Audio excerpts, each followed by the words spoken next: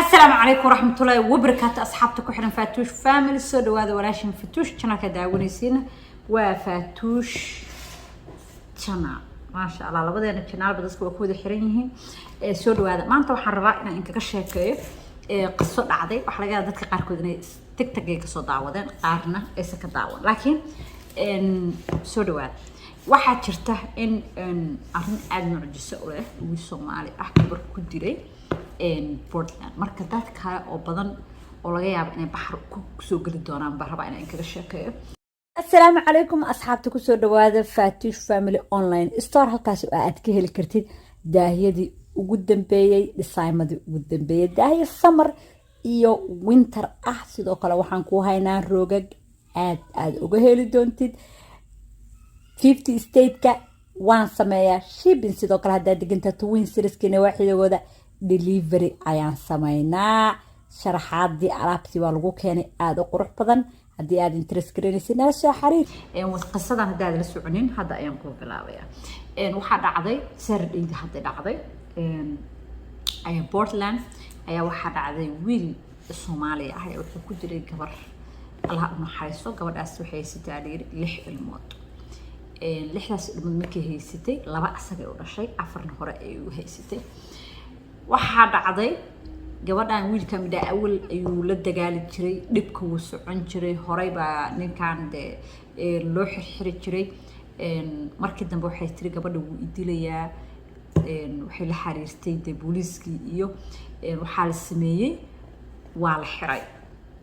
markii la xiray meesha dadka baxar ka soo gali doonaa waxa waaye waa la xiray markii la xiray ayaa waxaa dhacday in la soo daayay waxaa soo daayay hay'ad organization u shaqeysa dadka laga tirabani madowga waliba especially madowga black people-ka waxay dadka black belt-kii ka dhigtay lacagtii la iska dhigayay ay ka dhigtay $2,000 maaliye bay ka dhigan 10,000 bay ahayd minda percentage baa la bixiyaa waxaa dhacday way soo daayeen markii soo daynayeen ma ay u maleeyeen in dadka dili gabadha dili doono soo waxaa dhacday way soo daayeen soo sida u shaqeysa wax waaye qofka marka la xiro ilaa dambigi inta lagu qabto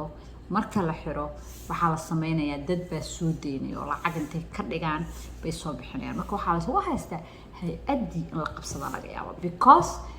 ay soo daayeen gabadhii u tagay wuu dilay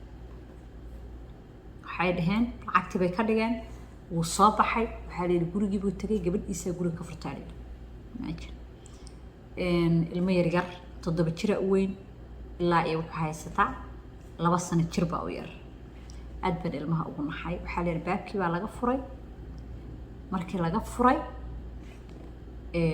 subax bay ahayd alisay xataa dadka deriska maqlaalay gabadha qaylinaysay midna markuu dilaayay si xun oo silcab u dilay imagine ilmihii oo la jooga buu dilay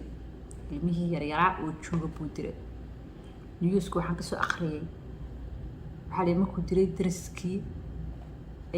kole deriskii asagoo booliisku wacday wuxuu yiri waan diray heblo yacni waa ma aragto waa qof sheeko uu rabay inuu sameeyo kasoo cararin qofka uu carar laamo askartii markay imaadeen qol buu ku dilaaliyay ilmaha lahaayeen qolkii ayuu wax dul saaray meeshaas ay ku dhig baxday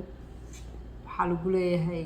hoos u degay ilmihii watay asagoo haysto 7 jirkii iyo 7 sano jirkii iyo 4 jirkii iyo 2 jirkii ay kula joogaan ay booliiska meesha u imaadeen hal booliisku ku telefoon ka wacay ka qabanay waxay dheen go CPR ku samee yani qofka inuu wadnihiisa jirkiisa shaqeeyo oo CPR ku samee fiir kuma sameyn karo ilmaha uma geyn karo يعني على حال is a disaster way sheeko xun way saasu gabadha markay booliiska imaadeen asaga waa la xiray ilmihii waa laga qaaday gabadha meesha u tagay booliiska waxay leedahay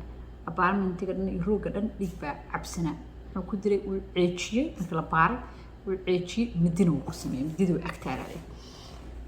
midina uu ku qalqalay marka waxa dadkan qof kasta uu isticmaalaa ilmaha sirc way arkeen كنت 7 jir everything qarana 4 jir everything qarana 2 jir wuu yar yahay laakiin everything qarana xasuustaas horta ilmahaas ilaahay ha u boogdhayo waxaa kaloo jirta badanaa waa la yaqaanaa xataa dadkeena soomaalida way yaqaanaa qofka marka la xiro qof ku baraarugsan ma jiro dhibkii loo xiray meesha yaa ballan qaadaya in uu qofkaasi markuu soo baxo because ka saqad qof isdagaalay qofkiibu wax ku dhuftay maba dilinba ma dhimanba qofkii wax ku dhuftay si gabadhan hadda dhig jirta madaxa waxay tir baskoolada iga saari jiray wuu ceejin jiray waxyaalo badan ay ku dacweysay qofka markuu qofku soo deynayo waxaa laga yaabaa walaaltinimo inuu ku soo daayo oo dhiigga soo qaado uu qofkii baa la xiray laga daa faq u soo siiyo waxaa laga yaabaa in uu ku soo daayo qabiil oo dhaado in hebel baa xiran lacag isku soo dardaro dhac diyo waliga ma isweydiisnay maan isweydiinay horta qofkan muxuu samayn karaa oo ka suurtooda markii soo dejiyo dambi ka soo galay hadda hay'adii waxa lagu haystaa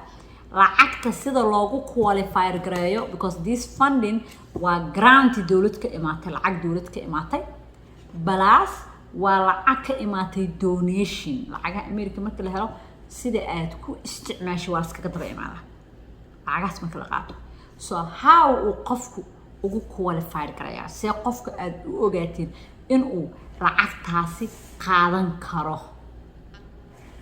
you understand si ku ogaatiin hadda lagu haysta baxar bayna ku geli karaan laysanku ku dhumin karaan because haddii dambiir kasta inta tira waa madow dhac soo siis qof kasta target buu leeyahay qof ba adduunka wuxuu meenkiisa wuxuu taagan xabsi ay ku xirta markuu soo baxo in uusan qofkaas naf kaga tagin no maar meeshii la geeyo xabsiga lagu celiyo soo way fiican tahay in arrinta lagu baraarugo oo la yiraahdo horta hore qofkan yaa damiinad qaadi kara okay yaa damiinad qaadi kara in la isweydiiyo way fiican tahay waa arrin aad ugu soo fikiray inta way dhacday mucjisada laakiin dadka la soo deyn doono yaa damiinad qaadi kara qofka intuu soo baxo inuu qofkii u dhaarsanaa kaga siin doono dadka qof dacweey qof istagaali karaan qof macna darro lagu ma xiro hadii qof hadda la iskaga xiro wax kale oo qof shakhsi ku saabsan amal sharcigu jibiyay ama suuq cabsana la helay ama soo yaani waxyaabahaas there's no target qofka target ma asaga baxar laga soo deynaa laakiin badanaa arrimo badan oo dhaca oo intee ama naag gabar ninkeedii xirto wuu dilay wax buu ku sameeyay qabiil ka daba tagaan dhac soo daayaan ninkii banaanka imaado ay ama waa la dacweey qalad buu sameeyay qofku ka taqalusi kara soo marka waa in lagu baraaruga waxaad sameynaysa bari adiga ka daba iman kara adiga soo daayay because damiin qaadku maxay aniga mas'uulka ah wuxuu geystay waay soo warqadaha iska akhriya qofka aad ku soo deynaysiin hadii lagu dhaay warqada ku qoranta ka raasixid hadii qofkan dambi uu geysto adaa lagu bedelayaa hadii ku qoranta ka hor soo warqadaha iska akhriya